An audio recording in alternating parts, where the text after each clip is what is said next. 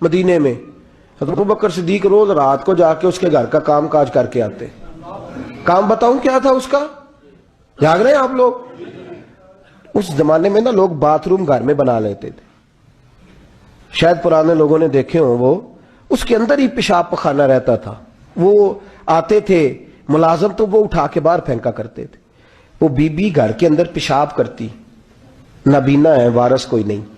ابو بکر صدیق آتے, امیر آدمی, اور اس کا وہ پخانہ پیشاب اٹھا کے باہر پھینک کے آتے.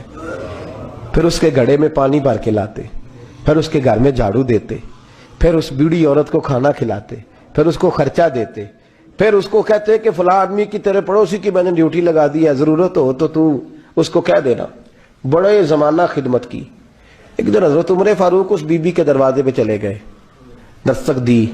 اس نے کہا کون ہے دروازے؟ کہا میں عمر فاروق ہوں, عمر بن خطاب ہوں. پتہ چلا ہے آپ لوارث ہیں, میرا دل کرتا ہے میں آپ کے گھر کا کام کاج کر دیا کروں.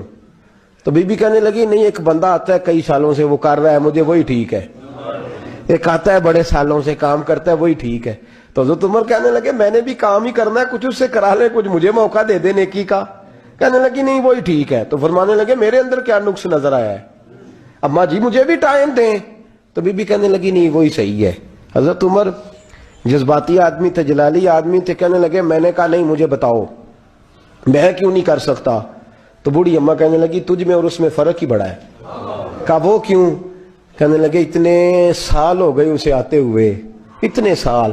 تو پہلے دن آیا ہے اور آتے کہہ رہا ہے میں عمر بن خطاب ہوں, اپنا نام بتا رہا ہے. سالوں ہو گئے میں روز پوچھتی ہوں تیرا نام کیا ہے, وہ بتاتا ہی نہیں.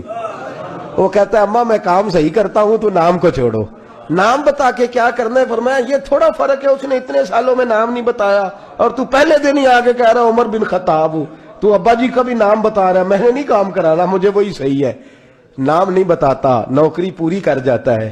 حضرت سیدنا عمر فاروق فرماتے ہیں میں تہجد کے وقت جھاڑیوں میں چھپ کے بیٹھ گیا.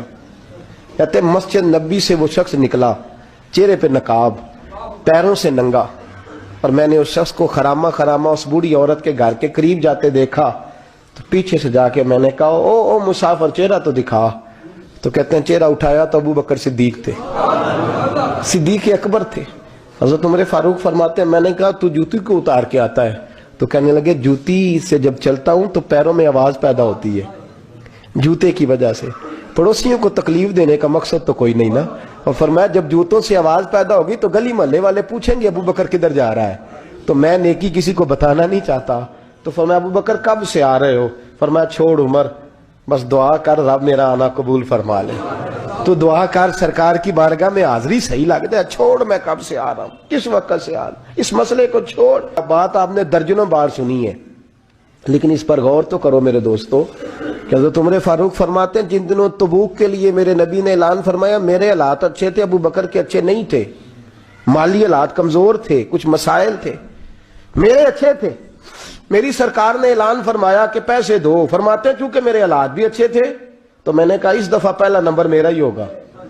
فرماتے ہیں آدھا مال گھر کا, یہ بھی بڑی دلیری ہے. کتنا بولیے؟ اتنے تو اسی ابے نو نہیں دس دے ساڑھے کو پیسے کنے نے, کہتے ابا جی مانگنا لین, والد صاحب کو نہیں بتاتے, ہماری جیب بکھری ہوتی ہے, ایسے ہی نانا کو مانگی نانا لے.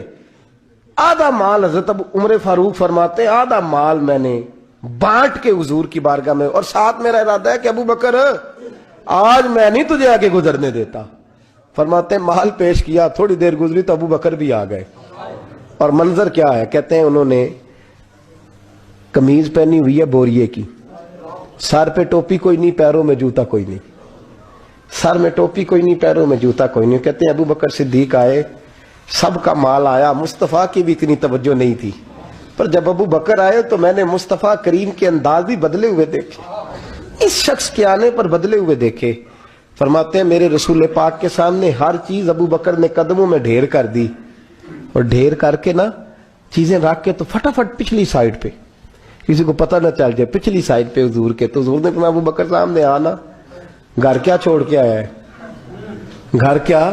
بابا بولے شاہ صاحب کہنے عشق تیاگ دوویں ایک برابر, پر عشق دا سیک ودھیرا, اگ تے ساڑے ککھ تے کانے, عشق ساڑے تن میرا, اگ دا دارو می تے پانی، مینوں دسو عشق دا دارو کیڑا، بلے شاہ تے کچھ نہیں بچدا جتے عشق نے لایا ڈیرا۔ فرمایا ہر چیز پیچھے بیٹھ گئے تو محبوب نے بازو تھام کے آگے کیا، فرمایا کیا چھوڑ کے آیا گھر؟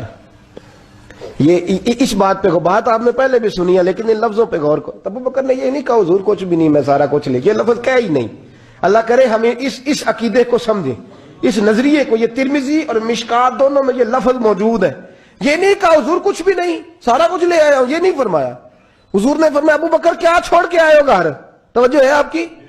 لفظ دیکھیں، کہا ما ابقیت اللہ و رسولہ، یا رسول اللہ گھر میں خدا کو بھی چھوڑ آیا ہوں، محمد مصطفیٰ کو بھی چھوڑ آیا ہوں۔ یہ لفظ ہے سیاستہ کے، میرے گھر میں خدا بھی ہے، خدا کا حضور کدھر تھے؟ بولے نا۔ اور وہ کیا کہہ رہے ہیں؟